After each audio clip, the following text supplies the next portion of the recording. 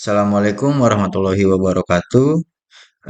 Perkenalkan, nama saya Muhammad Sena Eko Utama. Pada kesempatan kali ini, kami akan mempresentasikan materi mengenai arsitektur jaringan HEP, yang merupakan salah satu metode pembelajaran paling awal dalam bidang jaringan saraf tiruan. Metode ini diperkenalkan oleh Donald O. Hebb dan menjadi dasar bagi perkembangan berbagai algoritma pembelajaran mesin modern yang digunakan saat ini. Di slide ini terdapat pengantar algoritma HEP. Apa itu HEP? Algoritma HEP termasuk salah satu algoritma sederhana yang digunakan sebagai pengatur bobot untuk jaringan syaraf tiruan. Diusulkan oleh Donald Olding Hebb pada tahun 1949. Lalu pembelajaran yang dilakukan dengan memperbaiki nilai bobot secara kontinu, menentukan bobot dan bias secara iteratif. Proses pembelajaran dilakukan secara bertahap melalui 3 tahapan utama, yaitu yang pertama ada inisiasi bobot dan bias, lalu yang kedua ada perbaikan atau pembaruan bobot, dan yang ketiga mencapai kondisi konvergensi atau kestabilan, yang mana hipotesis Hebb itu bila dua buah neuron bipolar yang saling terhubung mempunyai aktivitas output yang sama tandanya, maka bobot sambungan antara kedua neuron tersebut akan menguat. Dan prinsip dasarnya yaitu jaringan Hebb belajar dari asosiasi antara input dan output, fondasi bagi banyak algoritma pembelajaran mesin modern. Jadi, prinsip ini sering disederhanakan menjadi kalimat neurons that fire together, wire together. Selain itu, keberhasilan jaringan Hebb tidak hanya ditentukan oleh algoritma pembelajaran, tetapi juga sangat dipengaruhi oleh bagaimana data direpresentasikan. Semakin baik representasi data yang digunakan, semakin baik pula kemampuan jaringan dalam mengenai pola. Lalu di sini ada rumus perbaikan bobot. Perbaikan bobot pada jaringan Hebb dilakukan setiap kali jaringan memproses sepasang input-output. Pembaruan bobot dan bias mengikuti aturan berikut, yang mana eh, dalam perbaikan bobot artinya bobot baru diperoleh dari bobot yang lama yang ditambah hasil perkalian antara nilai input dan output. Dan kita bisa lihat di sini bagaimana rumus perbaikan bobot dilakukan. Lalu ada juga rumus perbaikan bias, yang mana artinya nilai bias akan bertambah sesuai dengan nilai output yang dihasilkan. Dan kita bisa lihat sendiri hasil rumus perbaikan bias. Lalu ada keterangan variabel yang mana W itu adalah bobot data input pertama, lalu ada XI sebagai input data ke berikutnya, lalu ada Y sebagai output data, dan B adalah nilai bias. Melalui proses ini, jaringan secara bertahap belajar mengenali hubungan antara data dan masukan dan data keluaran yang diharapkan. Berikut adalah langkah-langkah algoritma pelatihan Hebb. Langkah pertama adalah inisiasi, yaitu menetapkan seluruh bobot dan bias dengan nilai 0 sebelum proses pembelajaran dimulai. Lalu ada langkah kedua, yang mana langkah ini menentukan masukan dan target keluaran. Data input dimasukkan ke dalam jaringan, kemudian target keluaran yang diharapkan ditetapkan. Lalu ada langkah ketiga, yang langkah ini memperbarui bobot dan bias untuk setiap data masukan menggunakan aturan pembelajaran Hebb yang telah dijelaskan sebelumnya. Setelah itu dilakukan perhitungan nilai aktivasi atau nilai net menggunakan rumus berikut, yaitu net A sama dengan J sigma I1 WI kali WI tambah B, yang mana J-nya itu sama dengan jumlah input. Nilai ini digunakan untuk menentukan output akhir jaringan berdasarkan fungsi aktivasi yang digunakan. Oke, pada slide ini ada penjelasan fungsi aktivasi Fn, mana fungsi aktivasi yang digunakan untuk menentukan output akhir jaringan.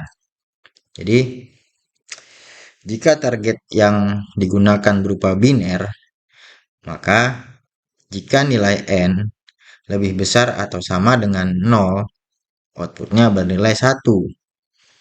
Lalu jika n kurang dari 0, output bernilai 0. Nah, sedangkan jika target menggunakan representasi bipolar, maka jika nilai n lebih besar atau sama dengan 0, output bernilai 1. Dan jika n kurang dari 0, output bernilai minus 1. Fungsi aktivasi ini berperan penting dalam proses pengenalan pola. Jadi, apabila hasil fungsi aktivasi sama dengan target yang diharapkan atau Fn sama dengan T, maka jaringan dianggap berhasil mengenali pola tersebut dan proses pembelajaran dapat dikatakan berjalan dengan baik. Oke, sekian penjelasan dari saya. Dan selanjutnya penjelasan akan dilanjutkan oleh teman saya, yaitu Sandi Suwandi. Dipersilahkan. Pada slide ini, kita akan membahas contoh penerapan algoritma Hub pada fungsi logika N. Terdapat 3 jenis representasi data yang akan diuji, yaitu representasi biner ke biner, representasi biner ke bipolar, dan representasi bipolar ke bipolar. Pada representasi biner ke biner, nilai input menggunakan nilai 0 dan 1 untuk memasukkan maupun target output. Pada representasi biner ke bipolar, input menggunakan nilai 0 dan 1, sedangkan output menggunakan nilai min 1 dan 1. Sementara pada representasi bipolar ke bipolar, baik input maupun output menggunakan nilai min 1 dan 1. Sebagai contoh, digunakan tabel kebenaran fungsi n dengan kondisi awal seluruh bobot dan bias bernilai 0, yaitu W1 sama dengan 0, W2 sama dengan 0, dan bias sama dengan 0. Nilai-nilai ini akan diperbarui selama proses pelatihan sesuai aturan pembelajaran Herb. Pada slide ini ditampilkan hasil pelatihan menggunakan representasi biner pada output maupun input. Setelah seluruh data dilatih, diperoleh bobot akhir yang kemudian digunakan untuk melakukan verifikasi terhadap seluruh pola input. Nilai net dihitung menggunakan persamaan N sama dengan X1 dikali W1 ditambah X2 dikali W2 ditambah bias. Kemudian diterapkan fungsi aktivasi biner. Hasil verifikasi menunjukkan bahwa seluruh keluaran bernilai 1 atau output bernilai 1, termasuk pada pola yang seharusnya menghasilkan 0.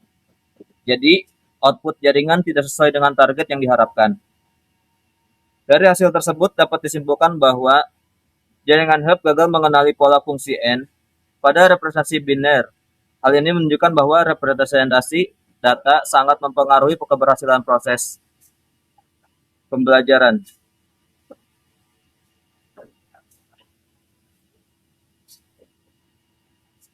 Kemudian, pada percobaan kedua digunakan input biner, yaitu 0 dan 1, sedangkan output menggunakan representasi bipolar, yaitu min 1 dan 1.